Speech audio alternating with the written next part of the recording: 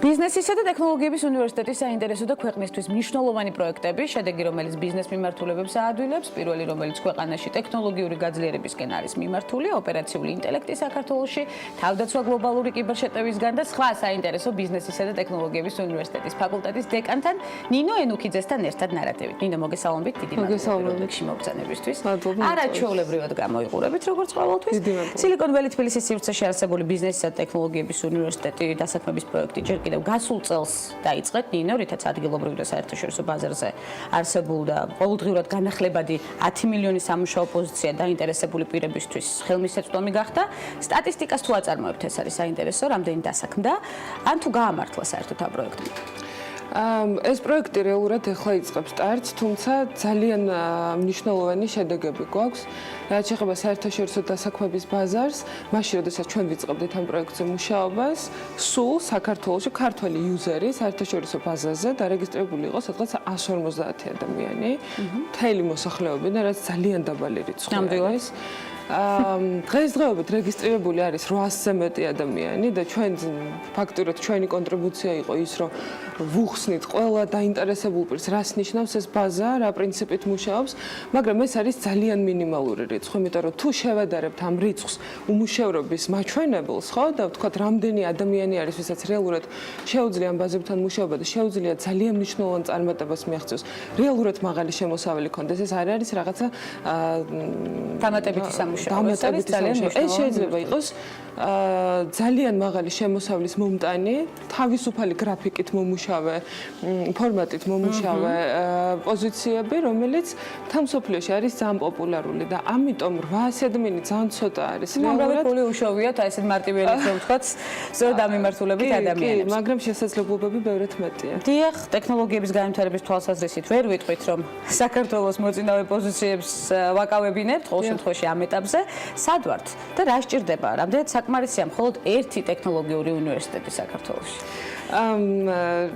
მე შემიძლია გითხრათ ერთი, რომ როდესაც ვატარებდით კვლევას, მაშინ სანამ შეიქმნებოდა უნივერსიტეტი, ჩვენ გვქონდა რამოდენიმე როლური მოდელი აღებული. ქვეყნები, რომელიც მასშტაბით შეიძლება მეტნაკლებად შეგვიძლია შევედაროთ, მაგალითად ამერიკის შეერთებულ შტატებს ჩვენ ვერ შევედრებით საქართველოს, მაგრამ შეგვიძლია ავიღოთ ნიმუშად მაგალითად ესტონეთი, რომელიც მსოფლიოში ერთ-ერთი უმსხვილესი ექსპორტიორი არის ტექნოლოგიების და არც თუ ისე დიდი ხანია ესტონეთმა ეს პოზიცია მოიპოვა, ხო? მაგალითად ჰოლანდია ერთ-ერთი ძალიან მსხვილი ექსპორტიორი ასევე ტექნოლოგიების, ძალიან წარმატებული. რეალურად ჩვენ მივდივართ იქამდე, რომ არ არის აუცილებელი რაღაცა ძალიან მასშტაბურ პროექტებზე ვისაუბროთ. პირველი ყველაზე საბაზო რაც უნდა განხორციელდეს ქვეყანაში, ეს არის ციფრული უნარების განვითარება უშუალოდ მოსახლეობაში. ეს არის წვდომა ინტერნეტთან, ეს არის ზოგადად აი ტექნოლოგიური წიგნიერება, შეიძლება ესე დაერქვას, რაც არის ამოსავალი წერტილი, პირველი ნაბიჯი იქითკენ გადადგმული, რომ ტექნოლოგიური წარმოება საერთოდ საქართველოში გაჩნდეს. ეს რეალისტური არის. ჩვენ ახლა დავიწყეთ სადღაც 2 თვის წინ საქართველოს პრეზიდენტის ფონდის დაფინანსებით დავიწყეთ პროექტი, სადაც გადავამზადეთ 100-მდე ბენეფიციარი ციფრულ მეწარმეობაში. ზოგადად ციფრული მეწარმეობა რო არსებობს, ესეც ჩვენ გავაჟღერეთ და ეს ძალიან პერსპექტიული სფერო არის რეალურად. ეს გულისხმობს არა თუ მხოლოდ ციფრული პროდუქტების შექმნას, არამედ კომპანიაში არსებული სხვადასხვა პროცესების გაციფრულებას. რასაც თავისი მეთოდები აქვს, ჩვენ ეს ვასწავლეთ ადამიანებს, რომელსაც არასოდეს შეხება ამასთან არ ქონია. ეს არ იყვნენ IT სპეციალისტები, ეს იყვნენ, თქვათ, სკოლის დამამთავრებელი კლასის მოსწავლეები და ასე შემდეგ. გადამზადების შემდეგ რა ხდებანია? შედეგები იყო ძალიან მაგარი რეალურად, იმიტომ რომ ჯერ ეს პროექტი არ დასრულებულა და ამ 100 ბენეფიციარიდან სადღაც 80 უკვე კომერციულ შეკვეთებზე მუშაობს და ქართველი დამკვეთები ყავს. ანუ ისინი დასაქმდნენ და თავი იპოვეს შრომის ბაზარზე და ეს ძალიან მნიშვნელოვანია, იმიტომ რომ ქვეყნისთვის. სწორედ ამიტომ აღნიშნე, ქვეყნისთვის ძალიან მნიშვნელოვანი პროექტი თქვენი უნივერსიტეტის. მაგრამ ეს არის ძალიან მინიმალური დასაწყისი. ჩვენ ვაპირებთ, რომ მთელი ქვეყნის მასშტაბით ეს პროექტი გავაფართოთ და ყველას მიცეთ შესაძლებლობა, რომ აქტიური ნაბიჯები იქმნება, ეს არის მთავარი, აქტიურობა შეინიშნება სწორედ და ამის მიზეზია წარმატებული შედეგიც. ბიზნესის ადმინისტრირება, მენეჯმენტი ამ ფაკულტეტს დღეს ბევრი სთავაზობს, ბევრი უნივერსიტეტი. თქვენ რას სთავაზობთ ისეთს, რასაც სხვა ქართული უნივერსიტეტები ვერ თავაზობენ? რა არის განსაკუთრებული ნიშა?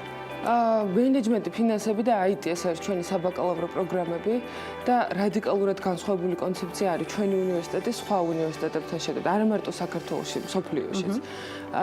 განსხვავება არის რა, რომ მაგალითად მენეჯმენტის და ფინანსების სტუდენტები აუცილებლად ისწავლიან ტექნოლოგიებთან მუშაობას.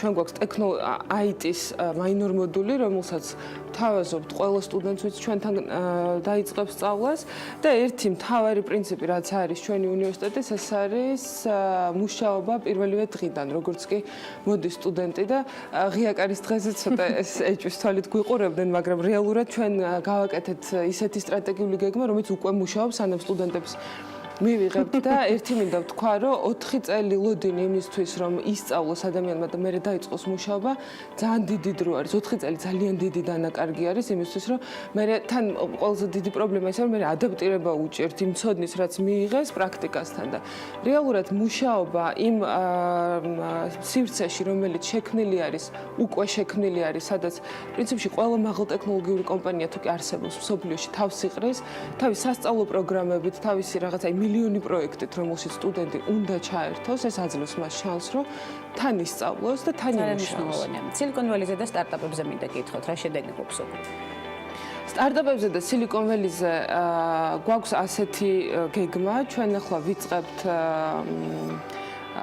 ფრილანსერების ქართულად არ ვიცი ამის შესატყვისი. კი ბატონო, ყველა მიცის უკვე ეს. ხო, აი ფრილანსერების პროექტზე ვიწყებთ მუშაობას, რომელიც იქნება საქართველოს ყველა რეგიონში დაიწყება პრინციპში თანმიმდევრულად.